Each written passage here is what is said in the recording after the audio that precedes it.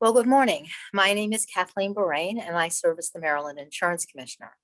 And I would like to welcome everyone to this virtual town hall meeting, where we will talk about some of the challenges that healthcare providers have experienced when attempting to become credentialed to participate in the provider networks used by commercial insurance carriers. We all know that having insurance isn't enough if there are not sufficient providers in the network to meet patients' needs. And ensuring that carriers have adequate networks is a very important part of what the Maryland Insurance Administration does. Increasingly, when we have been discussing network adequacy and healthcare access issues at public events, we have heard stories from provider representatives and consumer advocates about providers who would like to join carrier networks, but who struggle with what they believe to be unreasonable barriers and delays during the credentialing process. They believe that these barriers discourage or even prevent them from joining the networks, and hearing about their views and their experiences and what they characterize as barriers discourages other providers from even applying. While these anecdotes are valuable, we are eager to hear directly from the provider community about their actual experience with the credentialing process. And we are interested in learning about some of the specific challenges and barriers that have been reported in greater detail. And that's really the purpose of today's town hall. It's important that we hear from people, but it's also important that we get details and that we understand what's actually going on, to look at what options we have from an enforcement capability and what education we can provide both to carriers and to providers. So it's very important that we are able to get into the weeds and get into the specific details and talk about what's really happening and how to find and craft solutions for any barriers that exist to getting credentialed. So as we get started, let me first take a moment to introduce the MIA staff who are here with me this morning, and then we'll cover a few procedural items. So first, let me introduce my Chief of Staff, Corey Boone. And we have David Cooney, who is our Associate Commissioner for Life and Health. Good morning. And Joy Hatchett, the Associate Commissioner for Consumer Education and Advocacy. Good morning. Mary Quay, who is the Chief of our Life and Health Complaints Unit. Good morning. And Craig I, who you've met, who is our Director of Communications. Good morning. Now, just a few housekeeping items. First, this virtual town hall meeting, as you know, is being held via a Zoom webinar platform and is being recorded. The video and sound recording will be available on the MIA's website within the next few days. Those individuals who signed up to speak in advance received a panelist invitation with a link for this meeting.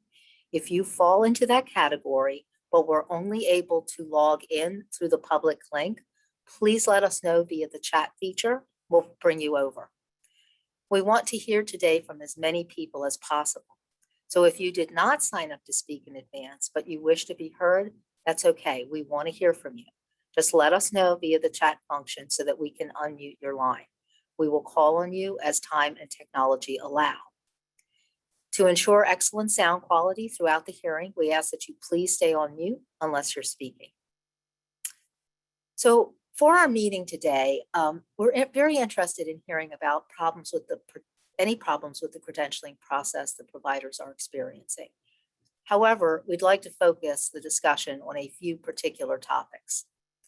First, under existing Maryland law, there are some specific requirements related to the credentialing application process for healthcare practitioners, including time limits for insurance carriers to act on a credentialing application and provide notice to the provider. These standards are not, however, applicable to the credentialing process for facilities, and we would like to hear about the impact of the lack of credentialing standards for facilities under Maryland law.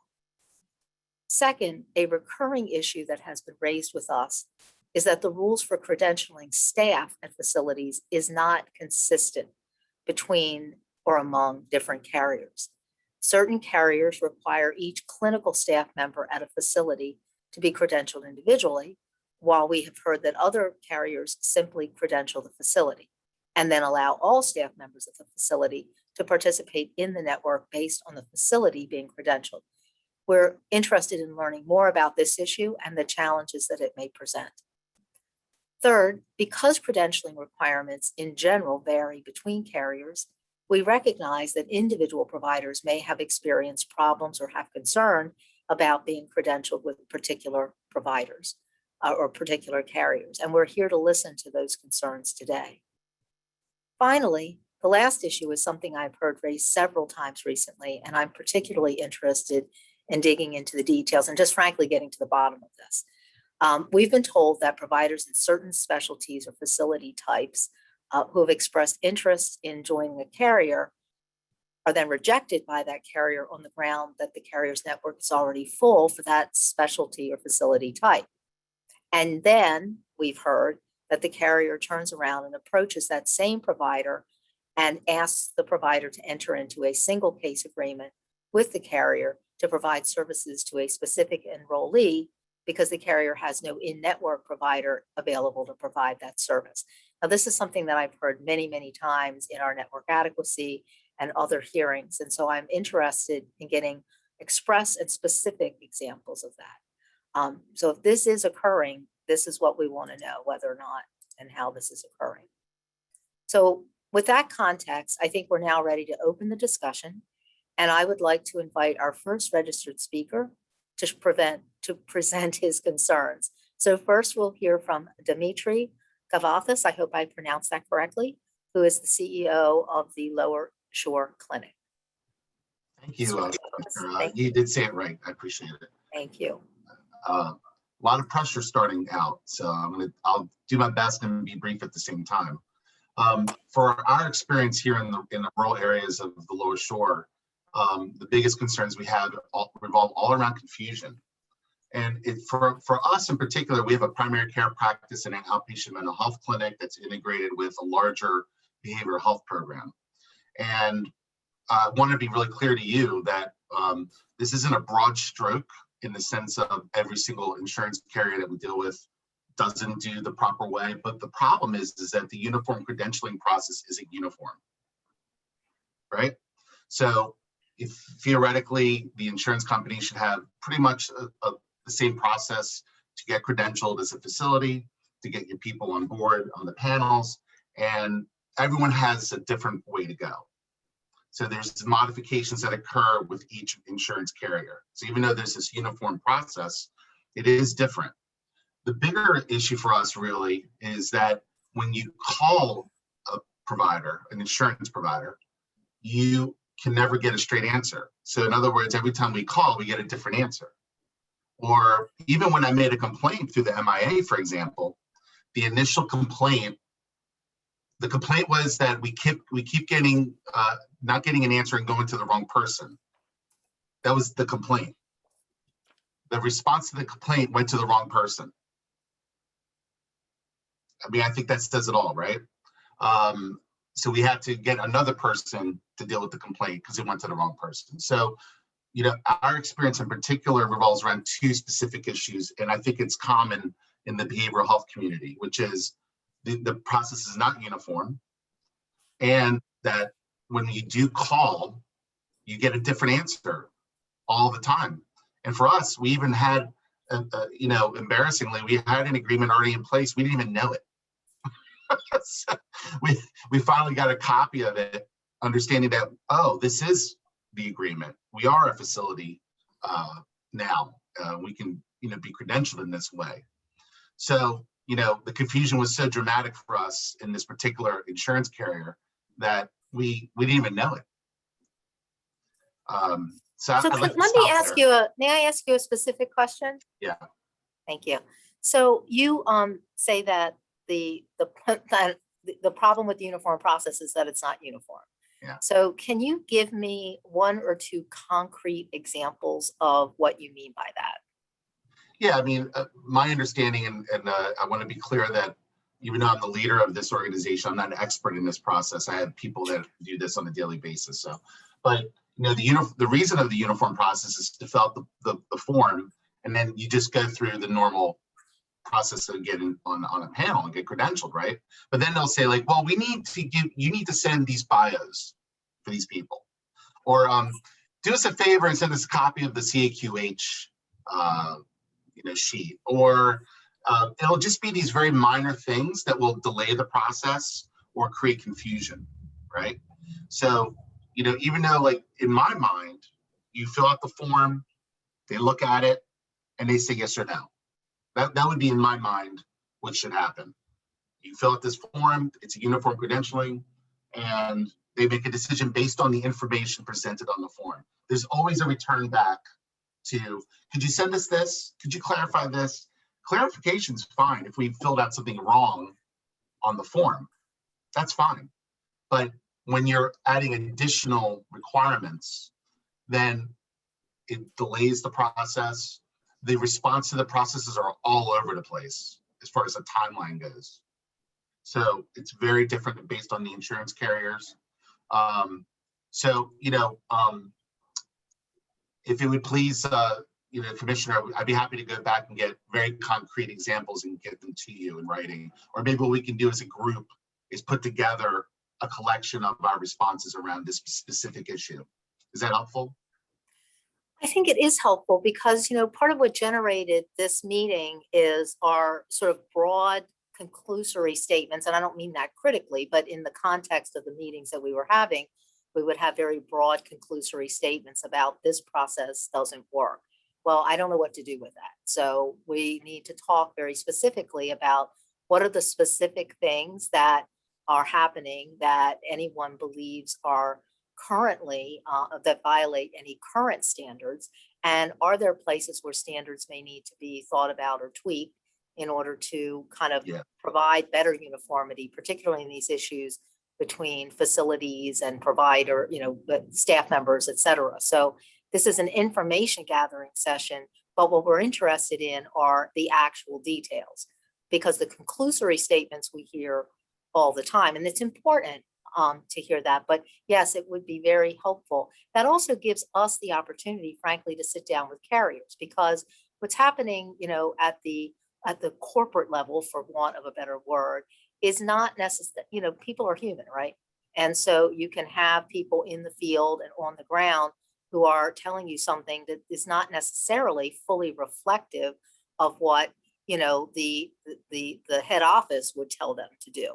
And so sometimes, not always, but sometimes we find that communication is very, very helpful, because I don't start from the proposition that carriers want to do the wrong thing. I start from the proposition that they want to do the right thing, and that it's in their interest to have full and adequate networks and not have us breathing down their necks about network inadequacy. So, I think that if we want to start with having really good, clear instances, so that we can have really good, clear communication about what's going on, and then we can figure out what steps we need to take. I really appreciate that. Absolutely. I'll work with Lori to do that in particular.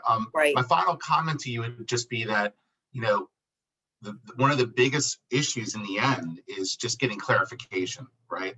So when you call, you always get different answers. And I think you'll hear the same thing from a lot of other people. And, this also revolves around when we get how to get paid. If you wanted to hear another hearing about getting paid and what we have to do to chase $20, for example, that's a whole other hearing, But the reality is that when you call a lot of these carriers and you're trying to get clarification, you just can't get an answer, and you just keep getting over and over again. And on the payment stuff, I've documented that, where I had one biller call 10 different numbers. I have it in a chain. I could give that to you as an example. I know that's not for this hearing, but I wanted you to know that it's a reflection of the same thing in the credentialing process. And we're always happy to hear. So we'll look forward to receiving those comments. Thank you. So thank you very much. Now, I interrupted you. Was there anything else that you wanted to say?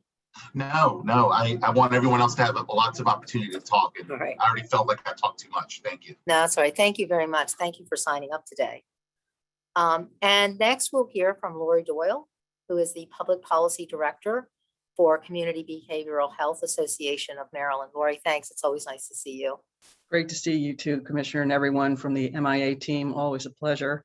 Lori Doyle here with CBH. Our 90 members operate 143 outpatient mental health centers or clinics They employ psychiatrists, psychiatric nurse practitioners, social workers, licensed professional counselors, etc. So we want to thank the MIA for this listening session because we are highly motivated to participate in the commercial sector. And we hear time and again that it's rates and credentialing that are the biggest barriers. And I'll mention as an aside that re-credentialing is part of that. So there are different processes when it comes to re-credentialing as well. And we've learned in general that there's great variation in terms of the processes across carriers. You know, I've been on a lot of these calls and I've learned a lot over these months of listening. And, you know, all these issues, excuse me, are kind of interrelated. So the whole network adequacy and wait times is connected with this credentialing process issue.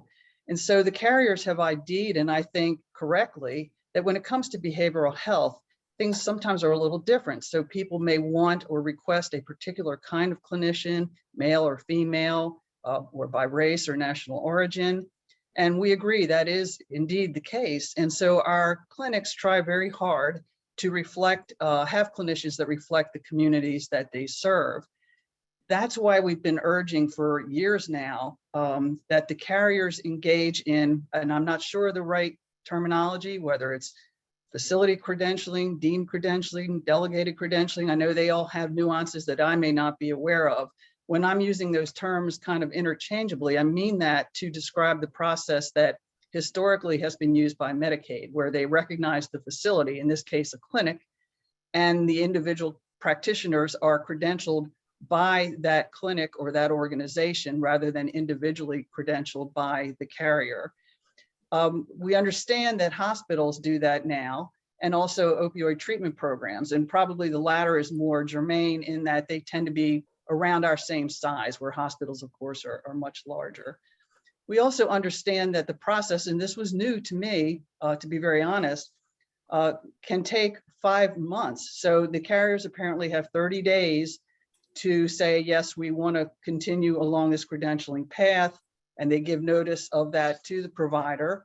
And then they have another 120 days to actually wrap up that process. So that's 150 days or 5 months. So if you've got a clinic that somebody was seeing a clinician in that clinic and that person leaves and you don't have another individual credentialed for, you know, the process issues or whatever, then you've got potentially a 5-month waiting period where that person doesn't have someone else to go to. And that's too long, I think, for any problem, but particularly behavioral health.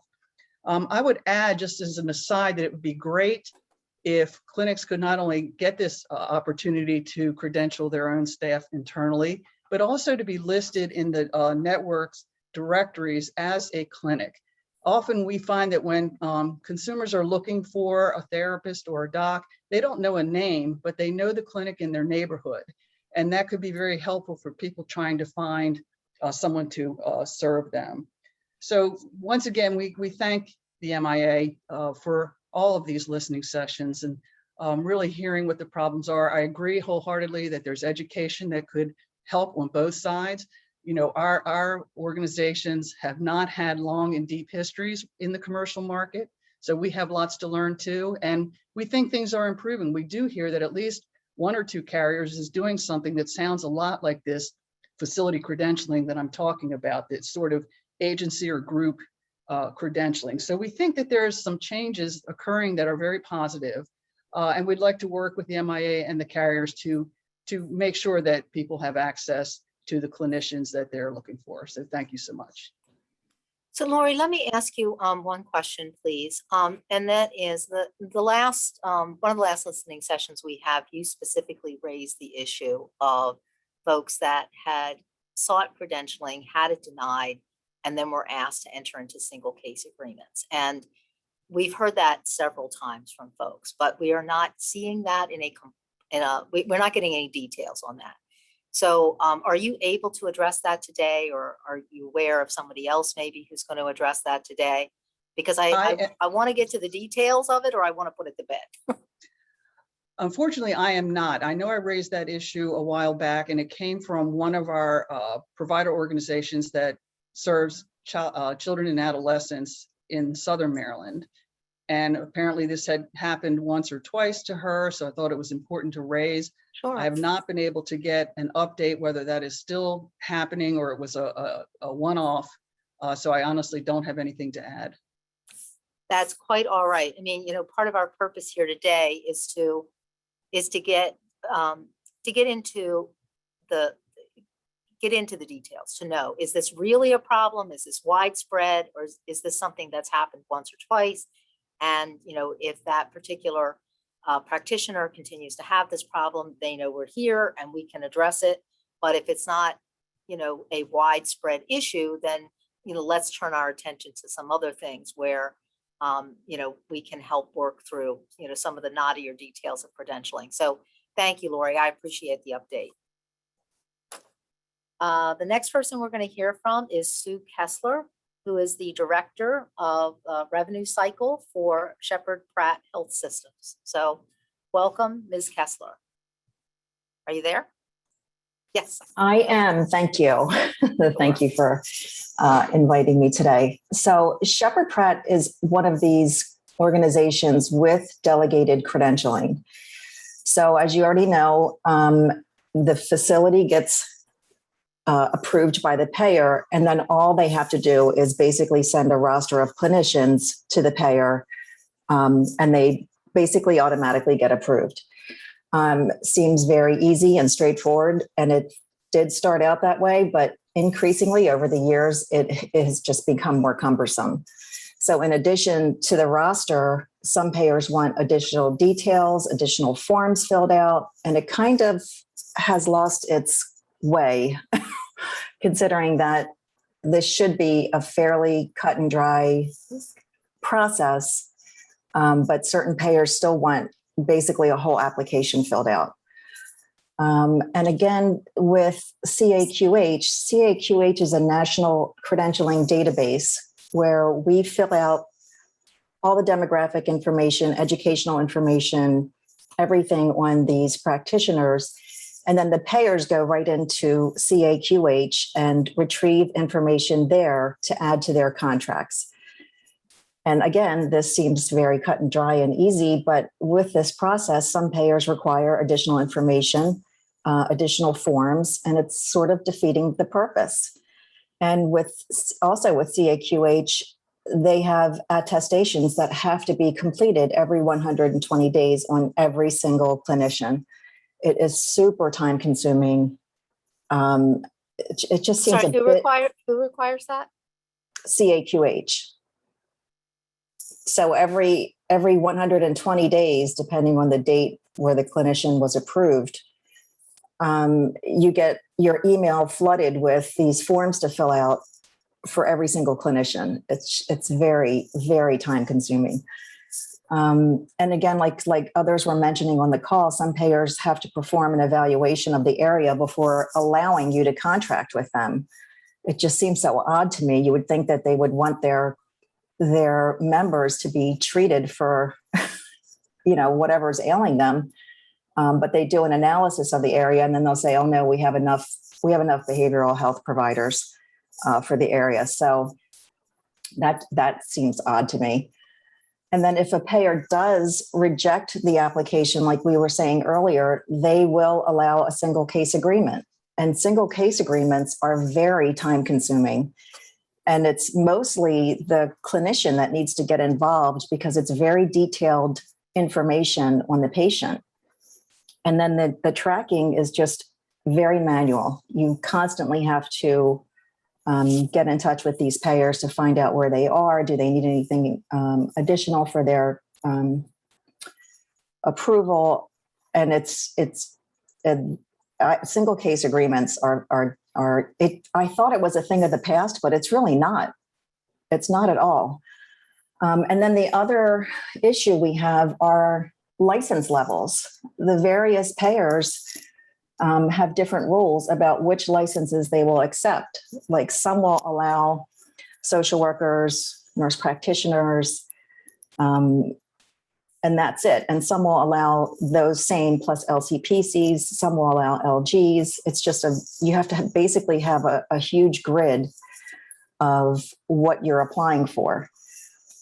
And then The effective dates is another issue. We have sort of a battle with payers. We use the hire date as the effective date for each clinician, but some payers will not honor that date. They'll use the date that they approved the clinician, which could be 4, 5, 6 months later, and then we will just have charges to write off.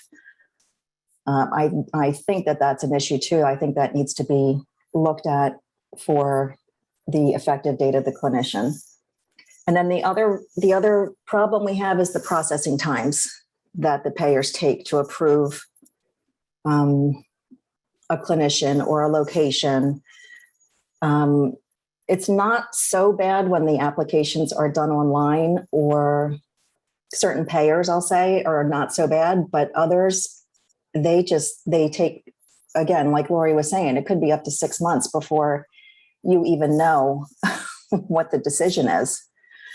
So there are major challenges with credentialing and payers from our perspective. So thank you. I have a couple questions for you, if you don't mind. Mhm.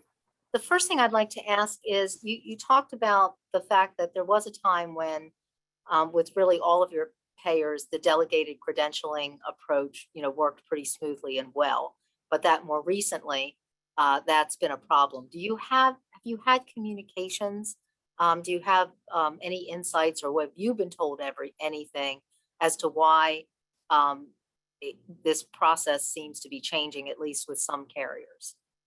And even if you don't want to discuss that here, it's pulling out this type of detail that is most helpful to us, whether it's in this setting or if it's in a follow-up with one of the members of my staff. Yeah, I would like to follow up because I don't have the details with me right now, but I can get it by payer too. So yeah, we can work on that. So if it's okay with you, one of my staff members will reach out to you to kind of go through and get some more detailed information after this. The other thing I'm interested in is when you were speaking about the single case agreements, in that instance, were you talking from your own experience and from things that have occurred at Shepherd, or are you, talking more generally about things that you've heard? No, specifically at Shepherd. So we'd And like again, to follow. Yeah, we can follow up with this. I don't have every single detail, but we do have this issue. Okay. And then I think the other thing we'll follow up with is the discrepancy between, I guess, the hire date and the approval date. So, I guess there's a certain logic to only having someone in the network when they've actually been approved to be in the network.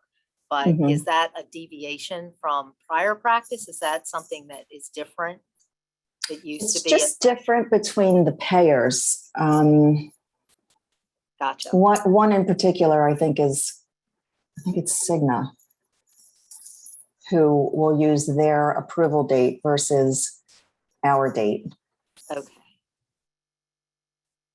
And then that creates sort of an issue in terms of someone who has been seeing a clinician and, they would be out of network for a period of time. And that's what you're talking about writing off. Right.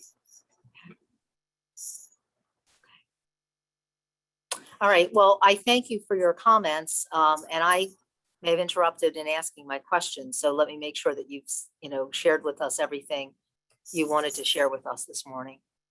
I have. Thank you very much. Well, thank you very much. Very much appreciate your comments today.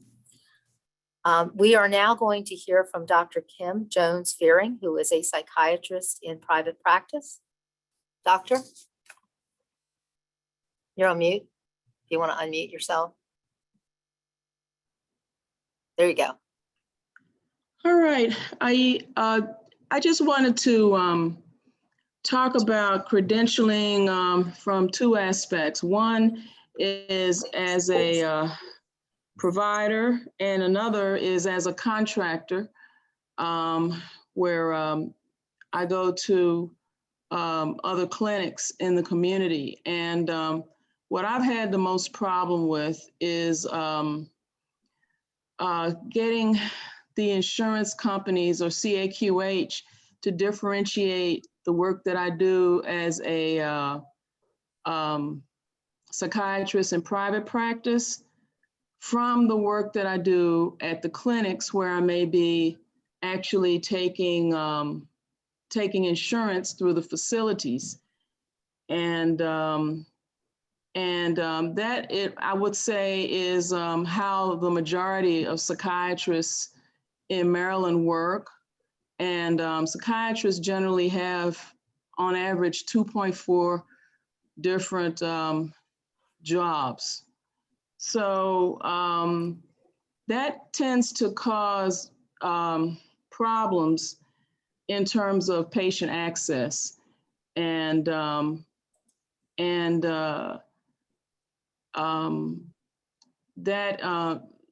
that's a major issue. The other issue is there seems to be no accountability in terms of CAQH. I spent several months faxing back and forth a single document for them to update my credential in the system. And my credential in the system was supposed to be updating me as out of network. I still, even though I really appreciate the work that the MIA has done regarding my complaint, because they were eventually able to track it down to a single directory that was still showing me as in the insurance directory when I should not have been. But it's very difficult for patients to understand what's going on because there's no transparency, and there's not enough. We need to be able to educate our patients that the reasons why, for these mistakes is not necessarily anything to do with the person that is providing care. It has nothing to do with the provider. It has to do with systems errors, mistakes, and things that we're trying to work on, fix. And I wish there was more transparency. I'm glad to see these series of meetings that have been addressing these things. And also, I've noticed that in terms of contract availability, during this pandemic, many places have laid off mental health workers. And what I've noticed is that all of my associates that work in other forms of behavioral health, such as registered nurses, social workers, other therapists, licensed counselors, they all have been quickly reemployed and credentialed, whereas psychiatrists, many of us are having to leave the state in order to get jobs. And I think that is completely unfair, unnecessary, and has contributed to the rise in death rates from suicide and overdose death rates. The rate of death from suicide among African-American people in Maryland has doubled since the pandemic. And I believe that may be directly or indirectly due to lack of access with Medicaid, due to what was going on in 2020 with Optum. And Doctor, do you find that psychiatrists have a particular issue with credentialing or getting into networks? Is that part of your concern? I believe that, yes, I believe so. I um, was the co-chair of the Payer Relations Committee when it existed with the Maryland Psychiatric Society for several years. And I know I tend to have more information about these types of issues than most psychiatrists. Most psychiatrists are extremely busy kind of working within larger institutions. And most don't have really an interest in insurance because the insurance reimbursement rates have been so low that most people cannot really make a living taking insurance. So, but I've been interested in it. And I do think that it takes us longer and more of us are having to leave the state to get jobs than other behavioral health professionals. And Doctor, I believe also nurse practitioners are having similar issues. well, Oh. I thank you for those insights and my Okay. team may. I Just think one more you're- thing. yeah, Just one more thing. Sure. With regard to uniform credentialing form, we have one in Maryland. It is 75 pages long. I have found that there are numerous areas in that form that are potentials for errors because of the nebulous ways things are asked. And I don't use it for that reason. We used to have a more decent and humane form that we used. And when United Healthcare came to town around that time, that credentialing form was taken out of circulation and replaced with this 75-page form that nobody uses or can use. And also, the last thing is we are credentialing into portals that are pretty much uniform. They ask, the same types of things. But then right after our credentialing, we're given onboarding packages. And I've seen this happen several times over the past couple of years. These onboarding packages ask illegal questions. And these are in lieu of being hired. They ask illegal questions about our medical status, personal status, marital status, and so forth. And I am not sure if it is being educated to HR managers, people who hire, that these are unethical. And So what I would ask you to do, doctor, is perhaps as a follow-up, if you have a specific example of a circumstance where as either part of or after the credentialing process, you personally received, a form that you felt asked questions that were inappropriate to the credentialing process or violated the law in some way, why don't you, if you will, send that to the person you're working with on your complaint? And okay, and several other doctors at MedChi have brought this up in past meetings. This was prior to the pandemic about the same thing. And I just think that this is one of the things that could be holding up psychiatrists from being able to be accessed by patients in the community. No, I appreciate that. And thank you for your insights this morning. One of the things that we're here to do is to get into specifics.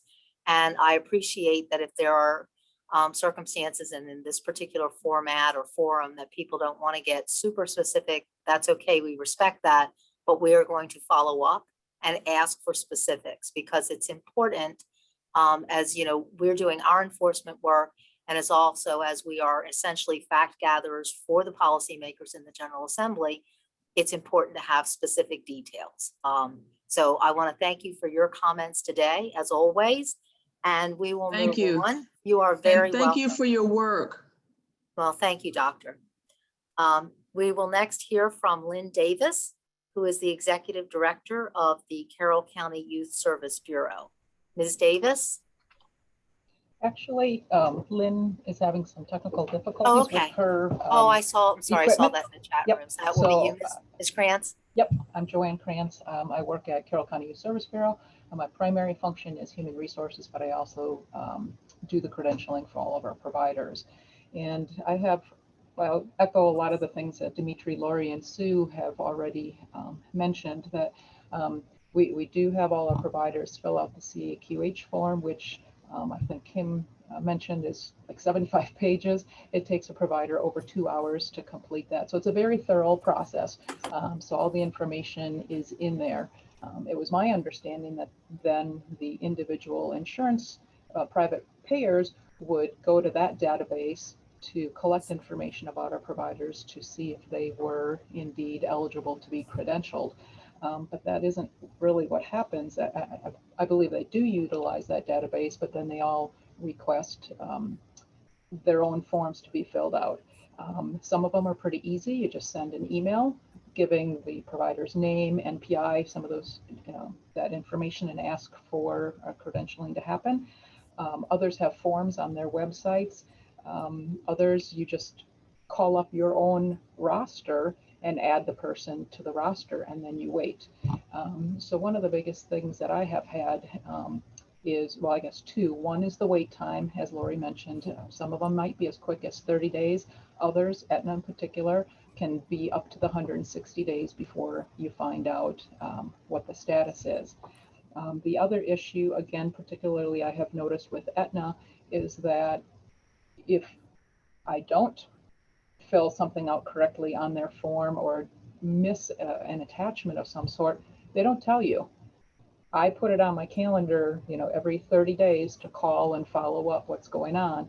And then I'll get the message, oh, you didn't have this information. But okay, well, had I not made that call, I wouldn't have found out. I would have been sitting here waiting longer. So the lack of communication back and forth has been an issue. Even at the very beginning, to request our providers to be a participating provider with that insurance company, to find that link on their webpage can be very tricky. It can be buried after several clicks. It's not always intuitive as to where to go to request that your provider be credentialed with that insurance company. And then, I don't know if it was Dimitri or Lori had addressed the different licenses of our staff and who's accepted and who's not. I have one LMSW who is accepted, 2 were not. All our LG PCs have been accepted. Now, an LG is really at the same level as an LM. So why are they accepting the LGs and not the LMs? And they accepted one LM, but not the other 2 that we sent. So that's kind of, that's been pretty confusing. And I actually did submit an appeal for one of them, and the appeal got rejected because of her status as an LM. So, So the reasoning was the status as an LM? right, because they don't have enough hours of practice, that they still have to work under supervision. Right. But the same is with an LGPC. They have to work under supervision as well, but yet they're all been approved. So it seems kind of odd. So that's really the big things, the time frame, how some of these are being accepted and not others, and just a lack of communication back and forth. Okay, I'm taking notes, but thank you. I think, it's helpful to understand the pattern. And, part of what I think we're all hearing is, and I know that you guys aren't shy, I don't need to say this, but if anybody from the MIA, my staff has questions, please, jump in at any time. But part of what I'm hearing here is a frustration with the differing processes with the carriers. And, you know, as there was a comment in the chat room that, you know, kind of a standardized form doesn't mean a standardized process. And, you know, carriers may have slightly, you know, different processes, but what might be helpful is to have a clear communication about what those processes are, so that, you know, if people go into the process with a really crisp understanding, you know, of what's happening, when, where, and how, and have that sense of understanding where they're going and what they're doing and what the purpose of things are, that can be helpful. So would you agree with that, that part of it, do you feel like when you're seeking, you know, to credential someone or to, you know, join a network with a new carrier, that there's confusion about what you're doing? There's a process issue? Definitely.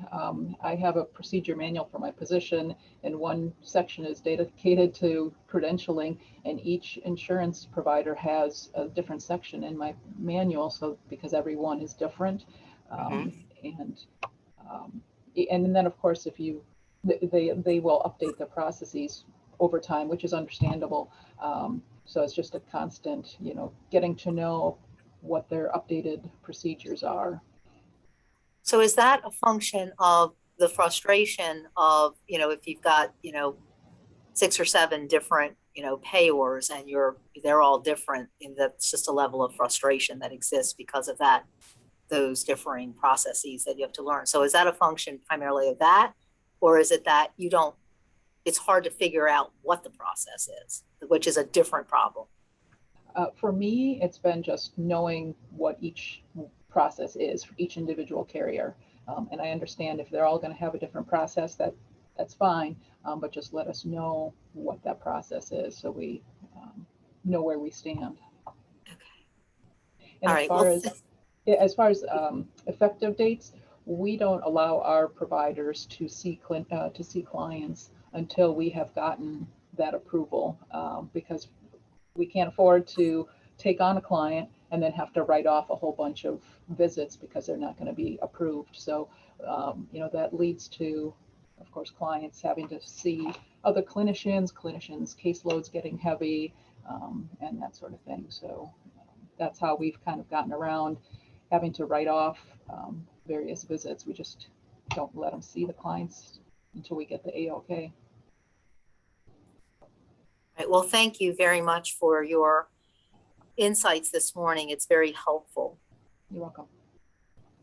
So next we will hear from Alexander Knoll, who's the administrative manager from Cornerstone Montgomery, which is a provider of behavioral health services in Montgomery County.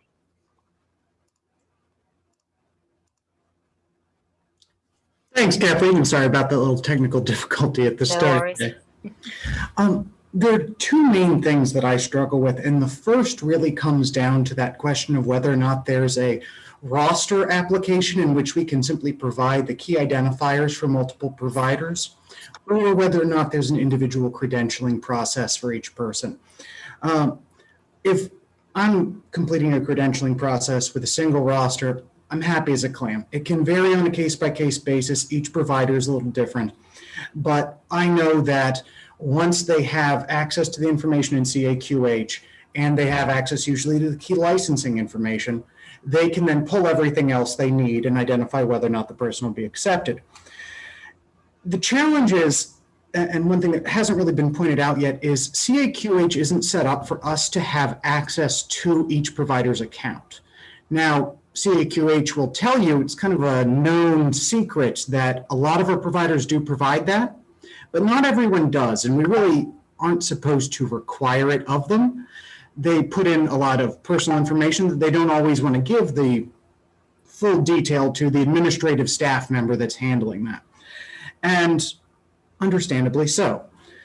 Now, this means that oftentimes there is a interruption in the time that the rather expensive staff member could spend providing services, where we're trying to pull information from them and we can't allow them to start.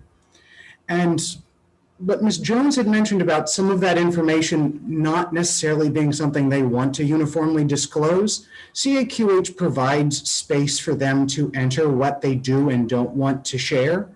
And honestly, if they're open to it, it's great for the clients to help find someone that they feel they'll be able to have that rapport with, whether it's a shared cultural background, linguistics, whether or not the building has the appropriate handicap accessibility needs. That's all into the CAQH system. But sometimes it's hard for me to get a clear response to that, especially when you have providers that are, well, not providers, I'm sorry, insurance payers that are asking that we complete bios for the doctors, not about our clinic, but about the individual provider. And then to take that a step further, asking that they be listed as individuals as opposed to a clinic frequently causes problems for the consumers who are trying to get engaged with us. You can't simply reach out to our organization and apply to see a specific therapist or psychologist. You apply for our organization, and then we pair you with an appropriate individual. And unfortunately, that sometimes confuses people as they go through the consumer portals. I know my team handles the frontline phones, so we get a lot of those initial intake calls, and people can be quite disappointed when they find out that it's not as cut and dry as they'd like it to be, and we don't have any way to indicate that in the application process. So let me make sure I understand what you Yes. just said. So for example, if I am seeking a provider of care and I go into a directory or a consumer portal and I find out, I see, Dr. Smith's name, and I decide that I want to see Dr. Smith or, social worker Smith. And that's the person I'm interested in. There's a contact information. I call that number, and that person, that provider happens to be with your organization. When that phone gets answered and it's your organization, and I say, well, I'm here for an appointment with Smith, I may not get an appointment with Smith because that's not how your organization works. So then I, as the person who needs care, am upset because I've gone through a process of picking someone and I can't actually get that person. So your point is, how does the consumer navigate those circumstances and a disconnect between the facility's approach and what's in the provider directory? Absolutely. And honestly, the process of getting engaged in mental health services is a traumatic one. And the going through the loops of identifying who you want to see, finding someone you think is a good fit, and getting into that application process only to find out it's not going to work that way, it can set people back a step that I feel is harmful to them and is also time consuming on our end, because then we're dealing with people who feel that we've misled them in some way when really we inputted all this information into the CAQH end of things, but it's not showing up in the insurance providers' portals. I would note CAQH is about to roll out an adjustment to their platform that'll let administrators like myself manage clinic-wide information more readily, which will help to ensure things like up-to-date lists of translation services that we have available, or changes to our building's layout that might make it more handicapped accessible. So if we had a way to simply link that for the clinic, it would make things easier for us and for the consumers. Frankly, I think for the insurance provider as well. The second issue that I've experienced is that in some cases, that 5 to 6 month turnaround time I've heard cited by some of our other speakers today is very much specific to when the insurance provider acknowledges final receipt of all the documents. I have a lot of email threads where I have submitted the same document multiple times in the same thread and can't get them to acknowledge receipt of it. In the most egregious instance of it, we typically, when we're doing this, are credentialing both our clinics and our residential crisis services, the stabilization programs that we have as an alternative to hospitalization. And in one instance, both steps of that has exceeded a year and is still pending. Specifically, In credentialing the clinic initially, I first went through more than a month's worth of technical difficulties where in theory they have a web portal where you're supposed to be able to upload all of your credentialing documents and the application for your agency as well as the information for all your providers. But I submit this, it would disappear into the ether, and neither the credentialing representative nor the tech support could explain why. And it was after weeks of this process and really learning how to navigate a fairly complex phone system to bypass the frontline tech support and get to a more managerial level of their IT team, that I found out that they've known that this portal has been down for about a month and that they just haven't communicated that effectively to their frontline staff. So I've just been wasting day after day of resubmitting the same thing and being told that the problem's on my end. After I informed their representative of this, I got an old paper form, submitted it, and then had complete radio silence. That submission took place on September the 1st of 2020, and I then began a process of submitting applications, submitting emails requesting updates or confirmation of receipt, leaving voicemails, and then eventually reaching out to other members of the representative's team and their supervision team to say, I don't understand why no one is responding to this submission. And it wasn't until our MIA complaint, which I can't thank you enough for the help your team has been with that they promptly confirmed receipt. And then I got to go through the process of, but now I need this form. Well, I gave you that form already. Here it is again. They asked for 2 more forms, then we come back to the first form, resubmit it. I'd love to just assume that that's a problem with the individual representative I was dealing with, but I was simultaneously having the exact same problem with her counterpart for the residential crisis application. And again, I'm talking to other members of their organization once this is beginning and saying, I don't understand why I can't get confirmation of receipt. And then saying, I'll follow up on it, I'll be back in touch, only to never hear from them again and not be able to get them on the phone. After that, I'm going to voicemail consistently, I'm getting unresponded emails consistently. And once MIA got involved and I had a complaint note, I got the call, and very promptly things were moving. And then we get into that 30 days to 5-month window of, okay, we've got your stuff and now we'll get back to you when you're in network. And I'll say they haven't hit the deadlines for when they said they would be done after that yet. We are still waiting for that particular provider. And while they're an extreme case, they're not a unique one. Having difficulty, as other people have said, getting the right person on the phone, getting them to actually confirm things, in some cases gets to a point where I simply can't assume best intentions anymore for a particular organization and have to feel that this is a technique that they're using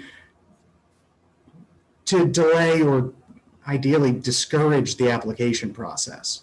Maybe not one that they would admit to, but certainly one that they have inefficiencies or breakdowns sort of allowed to foment in their system to encourage it. Okay, well, I appreciate that. I'm glad that the MIA was helpful in getting things moving for you. We encourage people to come to us because we are effective in that, in that regard. And my team here, particularly David and Mary, are extraordinary in what they're able to accomplish. So I'm glad that part worked for you. But your points are well taken. This sounds like this piece of it is more execution than it is, an issue specifically with the process. So, I think what we're learning here today is, first of all, a lot of this is focused on mental health providers. So not hearing a whole lot about other disciplines. So it seems to be, and I'm not saying it doesn't exist, but I'm not hearing that, at least here today. And that secondly, there are some issues with the process. There are some issues with understanding and knowing what the process is, but a lot of the issues are also around execution. And, the types of things that you've described where it's just difficult to move along in the process. You can't get responses, you can't get answers, things seem to get stretched out.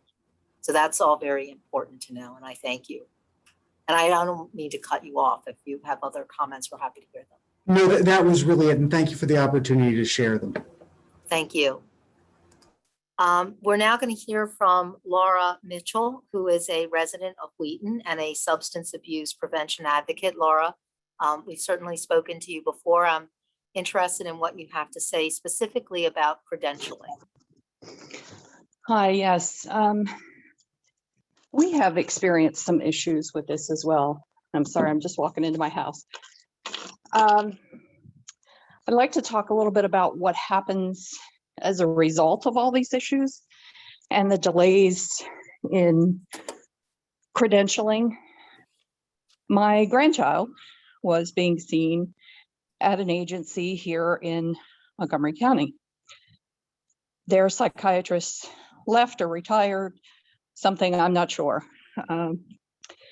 He was on medication and being seen regularly by them. This person left. They hired someone else within a couple of weeks who had been practicing in the county, in the state, with all the same providers, my provider included, but changing from one office, one agency to another, he had to go through the credentialing process all over again. That took nearly 5 months. During that 5 months, my grandchild couldn't be seen. So our primary was monitoring his medication.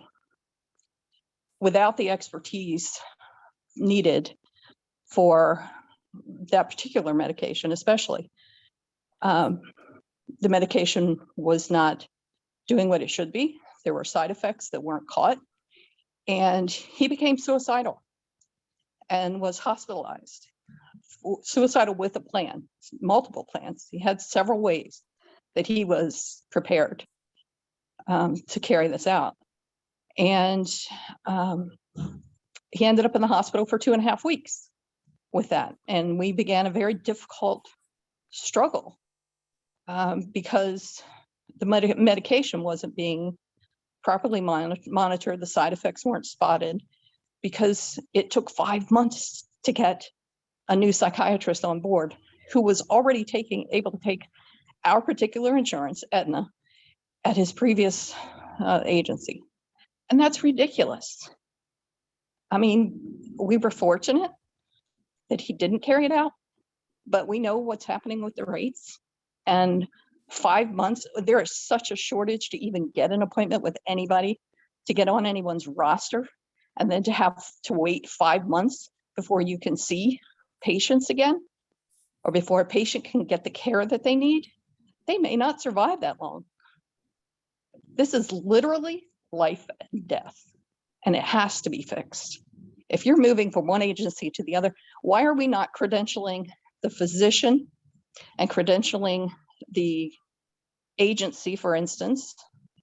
And if this physician is already credentialed to take Aetna at one place and they move to another, and that agency or that company is credentialed, they should just match up and move on. And it shouldn't have to be any break in service. They should just be able to continue on. But it seems that there's a pairing, and I'm not very familiar with this, but from what I understand, there's a pairing that each provider has to be credentialed at the location where they're providing the service. So if the credentialing would follow the physician or the provider, because this also happened with counseling, and then the agency or the building, the location was credentialed separately, it seems to me they could be linked very easily. And there were some snafus, like I've heard here, where they said they didn't have information, there were this, that, there was lots of delays in getting that done. But they kept telling me this is not unusual. I'm sorry, we'll let you know as soon as we're able to take your insurance, or you can pay out of pocket, which was not possible. So in in that process, if there was an online status, if they're submitting everything in portals, there's no reason that they shouldn't be able to follow along in the status of where that application is and have a note on the account if there's something wrong, something missing, something they're not seeing. Every person who's doing these credentialing applications should be able to click in there and in the portal and see where exactly their application is at any moment, so that they can give some real sense of when a patient can expect to be able to see that doctor. That's first and foremost. That should be pretty simple. But more importantly, we need to expedite the process, and it is very much centered on the mental health and substance use areas that we see the most problems, and particularly difficult for those providers who are seeing pediatric patients. And We don't- geriatric patients. Yes. Well, and with, I'm not sure about the geriatric. I can't speak to that, Oh, but yeah. I'm sure. Yeah, okay. But for the pediatric, they say, well, we have to do all these background checks and all this stuff. Well, that's already been done for somebody that's been practicing in the state and been practicing and accepting that insurance. They should have that information. It should be much more uniform. But the other part of this, which is a parity and equity issue, we don't do the same thing for pediatricians that are seeing patients for somatic health. That process is very different, and we are penalizing people and creating artificial, non-quantitative barriers to care for mental health for everybody. That's our MAPIA hearing and our MAPIA process. So I think that what you are describing there is something that is a deep concern, which is why the legislature passed the law that they passed and why the MIA is engaged in and will shortly publish. If it didn't happen yesterday, it will be tomorrow or the next day, that our draft regulations, which provide the framework of the reporting, will be published for comment. So you are correct that those are areas that we need to be very, very concerned about. Right. And you've heard from me before about this, but there are so many pieces to what created situations for us that I've been able to identify some of these areas, like the credentialing and the other areas that cause the problem. And I want to make sure that it doesn't happen to others. So I will see you again and again and again until we get it right. Now, and I appreciate that. And if I may call you Laura, Yes. feel free to call me Kathleen. I always appreciate your honesty and your courage in sharing your story with us and helping us to always remember that, while we can be talking about policies and processes and, legal this and legal that, but there's a human being on the other side of all of these stories. And it's the human being that we're here to serve. So thank you very much for your comments today. I appreciate them. And they are very well taken as you humanize, the consequences of, a process that goes awry. Right. And that's my point, just to make sure that you understand what happens when this doesn't work. Yeah. So thank you. Thank you. So Craig, and I know Senator Eckert, you are on. So we are very pleased if you have any questions or comments or anything you want to add today. Okay. All right. Well, thank you for attending. Craig, is there anybody else who's asked to speak? No, I'm not seeing anyone else. Dr. Queen, you had started, it looks like a message. Would you like to speak?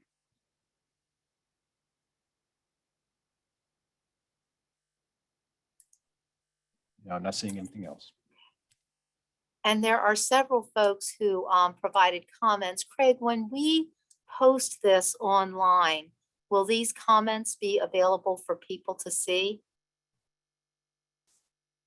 We have archived the comments and we can make them available.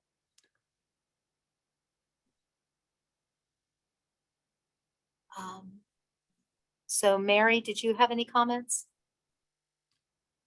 I will say, reading the comment, someone also just added, asking if there's a Maryland law that addresses adding a provider to a group practice. And if the provider is already credentialed at another practice and is changing employers to another group practice that is participating, then they should not have to go through a re-credentialing process. And so if that's something that you're experiencing, please file a complaint.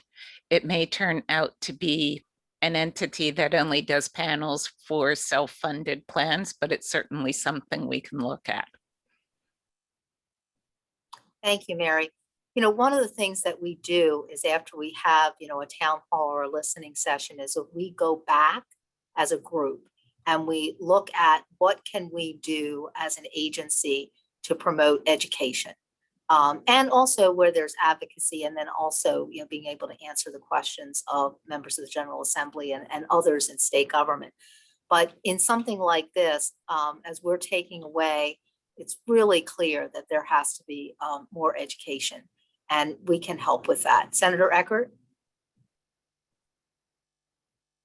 Thank you very much. And Commissioner Brain, I just want to say thank you. My hat's off to you and to the group today to hear all of these concerns. Believe it or not, I've been hearing these concerns for years.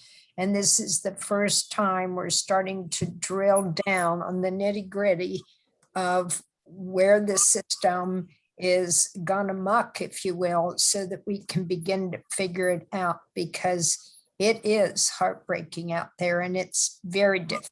Year after year, we hear from the mental health provider groups about these issues. So I can't tell you how appreciative I am that you're taking the time to really pick this apart and figure out what we need to do to streamline the credentialing, to make it easier. I know my husband's gotten credentialed. I've been credentialed in the past, and it gets to be a nightmare. It really does, because it takes so long, and the need is out there to get the therapist on board as soon as possible. I was not aware that this was happening with the psychiatrist as well, and that I find extremely disturbing, because particularly You just muted. Particularly on the Eastern Shore, we need more psychiatrists. And if this is becoming a deterrent to practice, that's troubling. That's very troubling to me, because we need to figure out a way to get more people in the mix to meet the needs that have been aggravated by the pandemic. So thank you. Well, thank you very much. I appreciate that. And the passion here is not just mine, it's really my whole staff. Great. So, Joy and David and, Mary in particular.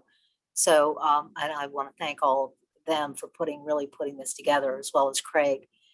So if we have anybody else that wants to be heard today, we're happy to do that. We'll just give you one more, second or two to, say something in the chat function. And if not, we're going to wrap this one up. As I mentioned, what we do from here is we sit down as a team with a bunch of takeaways and think about, okay, what can we do here? Do we need to set up some sort of a more detailed working group to dig even deeper into what some of these issues are, and bring providers and carriers together to the table and have a conversation about how do we make this better for everybody? What kind of additional education do we need? And what kind of, communications can we have with carriers about how might they be able to say a little bit more? It looks like Mr. Brooks, who's the CEO of Maryland Community Health Initiatives. Happy to hear from you. Thank you for hosting this. Really good information. Just a real quick general comment. We have opted to only provide, only be credentialed through Medicaid. So it's the only form of insurance that we accept, because the process is fairly simple. You go through ePrep. And if there was some type of simplified process for commercial carriers, we would have started accepting commercial insurance and private insurance years ago. We're getting to the point now where we're so big, we're going to have to start doing that at some point. So I hope that, now's the perfect time for the state to come up with a better process that would unite all of the commercial providers and just make it a simplified process for everybody to be able to accept commercial insurance. Thank you. Thank you as well. I appreciate that. I'm going to try to not make a comment about it's an interesting day when, government red tape is less than, private sector red tape. So, but thank you for your comments today. Anybody else? All right, well, with that, just a reminder that we did record this session. We will capture all of the comments, so people will be able to see those as well. And this will be posted to our website. And then our team will gather, just, for folks that have been following the listening sessions, we do take concrete action after them. So it may not always be public, like, for example, in one of our listening sessions on, women's health care, there were comments about concerns with pharmacists maybe not realizing that they automatically had to dispense, 90 days worth of birth control. And so that was an education takeaway, and we were able to reach out to the pharmacy community and put an article. David Cooney who's our Associate Commissioner for Life and Health, wrote a letter in the newsletter just as an educational process. And we believe we've seen improvement there. So every time, we have a listening session, we take away a set of very specific concrete actions that we can do right away, or where we know we need educational initiatives, or where we know we need to do deeper dives and coordinate with others. But we do act. So what you're telling us in these sessions is really important, and we take them to heart and we act on them. So thank you, and we'll look forward to seeing you with, I believe the next one, Joy, correct me if I'm wrong, but we're going to focus on insurance issues that are unique to rural communities in Maryland. That's accurate, Commissioner, and that'll be toward the end of September. That's great. So thank you very much, and you all have a great day. Stay safe. Bye.